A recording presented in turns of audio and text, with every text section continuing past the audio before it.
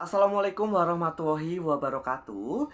Selamat pagi buat teman-teman semuanya yang ada di layar ini khususnya. Sebelumnya perkenalkan, nama saya Devana Varia Saputra. Saya dari Rombel A dengan NPM 2430301151 begitu ya. Sebelum memasuki presentasi, izinkan saya nih menyapa buat teman-teman semuanya. Gimana nih kabarnya buat teman-teman sekarang begitu ya?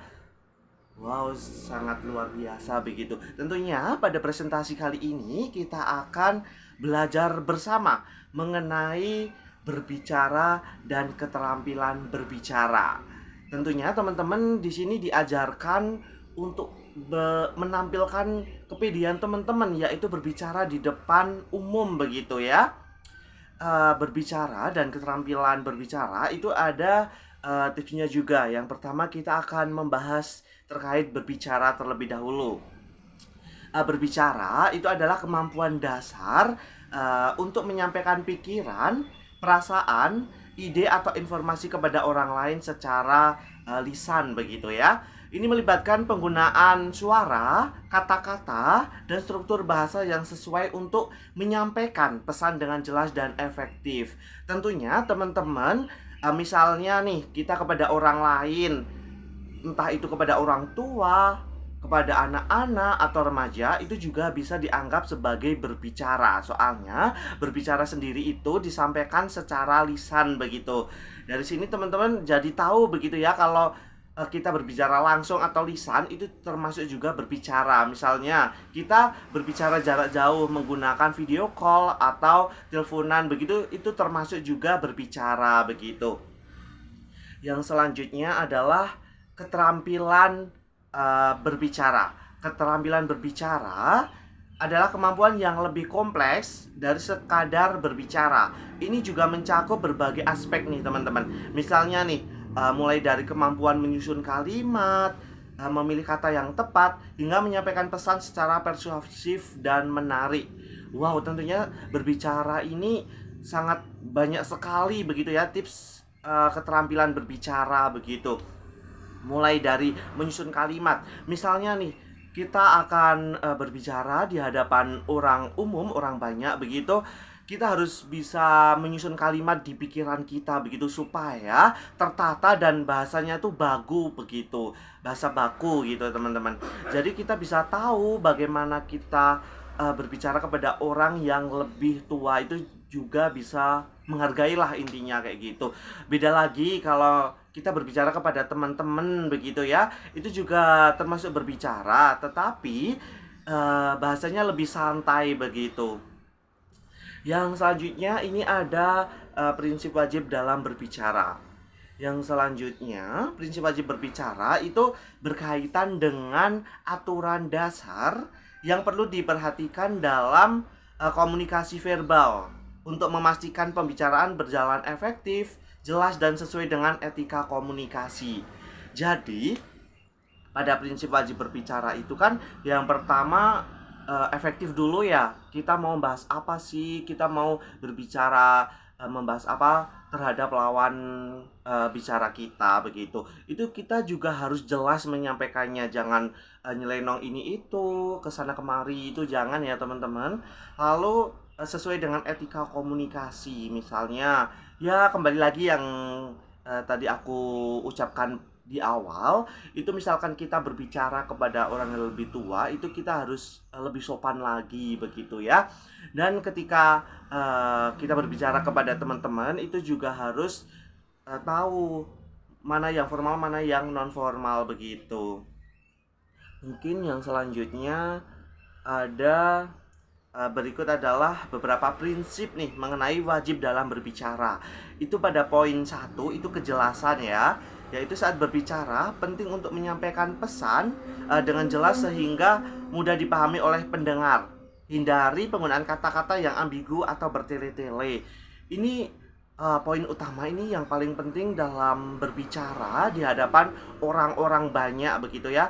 Misalnya ada tamu-tamu penting, tamu-tamu undangan dan lain sebagainya begitu. Lalu ada yang kedua itu relevansi. Pembicara harus tetap relevan dengan topik yang sedang dibahas. Jangan menyimpang dari topik utama agar pembicaraan tidak membingungkan. Misalnya nih, kita harus relevan terhadap pembicaraan yang kita bahas. Jangan misalnya si A lagi membahas mengenai pariwisata dan si B tiba-tiba membahas mengenai perkebunan. Itu juga tidak relevan, teman-teman. Kita harus bisa menghargai tindak lanjut kita terhadap orang-orang yang sedang berbicara. Alangkah baiknya ketika ada teman-teman atau orang-orang yang sedang berbicara, kita sebaiknya diem atau menyimak terlebih dahulu. Jangan membahas yang lain sebagainya. Itu tidak boleh ya teman-teman. Kita harus satu arah, satu pembahasan, satu tujuan begitu ya. Yang selanjutnya ini ada yang ketiga ya teman-teman. Yang poin ketiga itu ada kesantunan. Berbicara dengan sikap sopan dan penuh hormat sangat penting ya teman-teman, terutama dalam lingkungan sosial atau profesional. Hindari kata-kata yang kasar atau menyakitkan. Ini juga termasuk teman-teman yang poin 3. Ini kesantunan teman-teman itu bisa dilihat dari teman-teman berbicara begitu.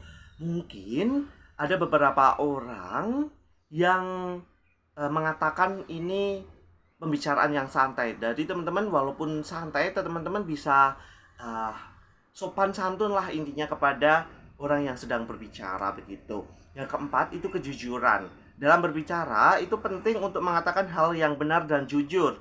Menyampaikan informasi yang salah atau menipu bisa merusak kepercayaan pendengar. Ini keren banget nih kejujuran. Biasanya orang-orang itu berbicara, dia hanya apa yang ada di pikiran awam-awam begitu dia sampaikan. Itu salah ya teman-teman. Soalnya kita berbicara itu harus nyata begitu. Kenapa kok harus jujur? Nantinya teman-teman kalau ditanya buktinya, fotonya apa, teman-teman tuh harus punya. Soalnya kalau kita berbicara tiba-tiba tidak langsung nih, tiba-tiba tidak tahu pembahasannya apa atau bohong gitu, pasti teman-teman kan tidak punya bukti ya. Jadinya teman-teman kan kalau berbicara jujur dan ada bukti, itu tambah pendengar itu lebih percaya kepada teman-teman begitu. Yang selanjutnya adalah kelengkapan. Pastikan informasi yang disampaikan itu lengkap teman-teman, dan tidak setengah-setengah agar pendengar itu mendapat pemahaman yang utuh mengenai topik yang dibahas. Jadi itu ada kaitannya dengan yang awal tadi, kelengkapan, dan jangan memotong-motong pembicaraan orang lain gitu. Lalu yang keenam ada kesesuaian. Itu saat berbicara dengan situasi dan audiens. Misalnya cara berbicara kepada teman akan berbeda dengan cara berbicara kepada atasan atau dalam acara formal begitu. Ini tadi sudah saya sampaikan di awal begitu ya. Ini juga termasuk kesesuaian, sopan santun juga ini masuk ya, yang poin ke-6 begitu ya. Lalu ada kesabaran. Berikan kesempatan kepada pendengar atau lawan bicara untuk merespon. Jangan monopoli pembicaraan. Bersikap sabar juga membantu menghindari kesalahpahaman. Jadi kita harus sabar juga teman-teman menghadapi orang-orang yang sedang berbicara. Alangkah baiknya kita tetap harus menyimak dan mendengarkan begitu ya. Lalu yang ke-8 adalah empati nih. Memahami perasaan dan perspektif pendengar itu sangat penting untuk menciptakan komunikasi yang harmonis. Hal ini melibatkan kemampuan mendengar dengan mengikuti prinsip-prinsip ini. Yang pertama adalah komunikasi lisan itu bisa menjadi lebih efektif dan bermakna, serta memperkuat hubungan sosial dan profesional. Kita harus bisa menghargai sesama teman-teman dan lain sebagainya gitu. Itu termasuk empati ya teman-teman. Lalu prinsip umum dalam berbicara. Ini ada banyak sekali. Yang pertama itu membutuhkan paling sedikit 2 orang.